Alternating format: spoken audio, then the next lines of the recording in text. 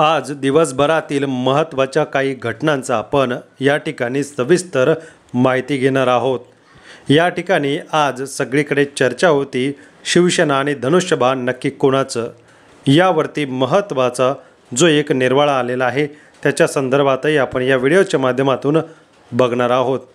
मित्रांनो, चॅनलला सबस्क्राईब करा, व्हिडिओला लाईक करून शेअर करा।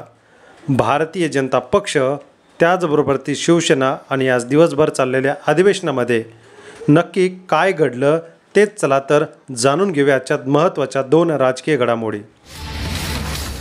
धनुष्यबाण आणि शिवसेना यावरती बऱ्याच दिवसानंतर आज सुप्रीम कोर्टामध्ये सुनावणी होणार होती।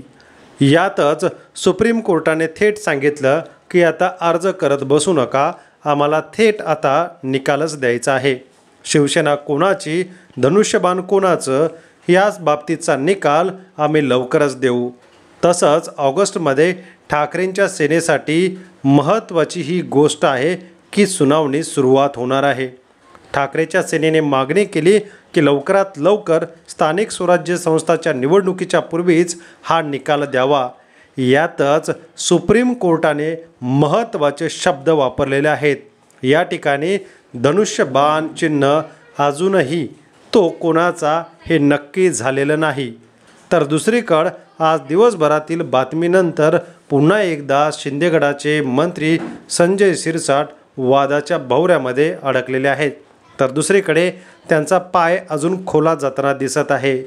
सामाजिक कार्यकर्ते विजय कुंभार यांनी एक्स पोस्टवरती या ठिकाणी पोस्ट केलेली आहे की 1500 कोटीचा घोटाळा यांच्याकडे करण्यात आलेला आहे। सामाजिक न्याय मंत्री यांच्या विभागात निघालेले टेंडर हे संपूर्ण घोटाळेबाज टेंडर आहेत।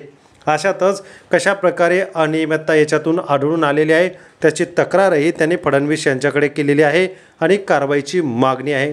तर दुसरीकडे राज ठाकरे, उद्धव ठाकरे एकत्र आल्यानंतर मनसेचा इगतपुरी या ठिकाणी एक मेळावा सुरू आहे। त्या ठिकाणी विचार मंथन मनसेचा होत आहे। दोन ठाकरे बंधू एकत्र येऊ नये यासाठी आतोकाट शिंदे प्रयत्न करत आहेत, कारण की यात सर्वात मोठा तोटा नुकसान शिंदेच्या सेनेचं आहे। त्यातच निवडणुकीच्या पूर्वीच जर निकाल लागला आणि धनुष्यबाण चिन्ह ठाकरेंच्या म्हणण्यानुसार गोठवलं तर शिंदे मात्र धोक्यात आहेत।